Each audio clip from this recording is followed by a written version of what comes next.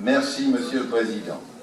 Alors, notre intervention est de caractère général et porte sur la mise en place de notre politique d'insertion dans notre métropole, qui est un territoire dynamique, puisque le nombre d'emplois est de plus de 650 000. Si on rapporte au nombre d'habitants, on peut dire que c'est pratiquement le plein emploi.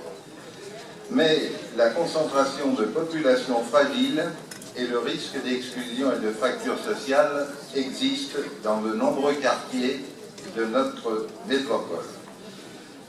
La métropole a la compétence de la politique d'insertion et de mise en œuvre du RSA sur le territoire dans le cadre des compétences transférées du département. Notre objectif allié et partagé largement, c'est allier performance économique et sociale et favoriser un développement équilibré de notre territoire. Pour cela, la métropole s'est dotée du PIE, Programme métropolitain pour l'insertion et l'emploi, sur la période 2016 à 2020, voté le 10 décembre 2015. Elle dispose également d'un programme de développement économique qui porte sur les années 2016 à 2021. Le PMIE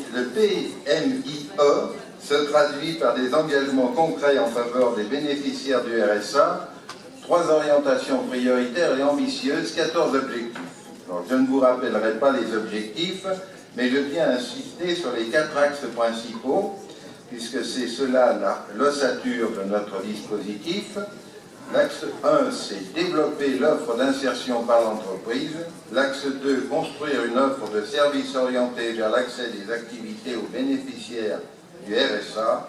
Et l'axe 3, c'est porter un projet commun pour un territoire exemplaire. Alors c'est vrai que c'est facile à décliner oralement, mais la mise en place est beaucoup plus difficile.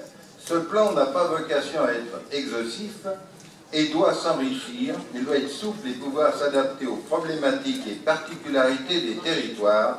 Il doit répondre à la demande qui est bien l'insertion par l'emploi de tous les publics.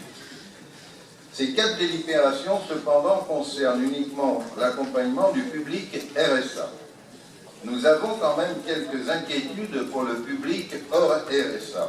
Rappelons que la problématique de l'insertion, évidemment, ne concerne pas que les bénéficiaires du RSA. Il faut penser aux politiques liées à l'emploi et à l'insertion de façon à inclure tous les publics, y compris ceux très éloignés de l'emploi. Ils ne peuvent être oubliés par la politique métropolitaine. Les villes ont besoin de soutien sur ces actions.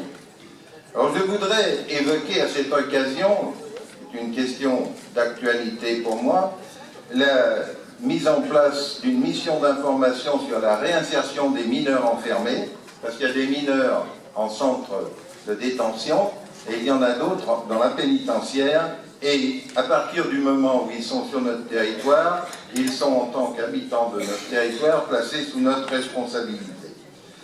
Donc cette politique métropolitaine, toutes les communes doivent se l'approprier et être associées. La mise en place d'un groupement d'intérêt public, probablement, puisque c'est ce qui semble avoir été retenu, les communications de notre président vont dans ce sens, nous inquiète quant au système de gouvernance, parce que nous souhaitons évidemment que les communes soient représentées. Donc pour cela, nous attendons quelques éclaircissements et bien entendu, nous voterons favorablement ce rapport en souhaitant bien entendu que cette politique qui va se mettre en place ne voit pas les communes, qu'il n'y ait pas une nouvelle fracture entre les communes et la métropole. Au moins, il y a des inquiétudes pour l'instant, faisons que ces inquiétudes se transforment en mauvais souvenirs.